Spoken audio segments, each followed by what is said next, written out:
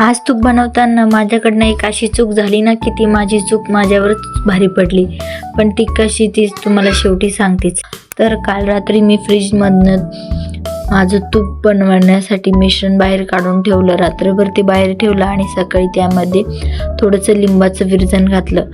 कारण लिंबाचं विरजण घातलं की ताक पटकन वेगळं होतं आणि लोणी एकत्रित यायला मदत होते. आता इथपर्यंत सगळं अगदी मस्त चाललं होतं, पण इथेच माझ्याकडून एक मोठी चूक झाली. आणि ती चूक काय होती ते सांगण्याआधी एक गंमत सांगते. मला वाटलं होतं की आज माझ्याकडनं तूप एकदम परफेक्ट होणार, पण तुपाने माझं प्लॅन बदलला. पण थांबा, मी त्या चुकीनंतर सगळं तिथे सोडलं नाही.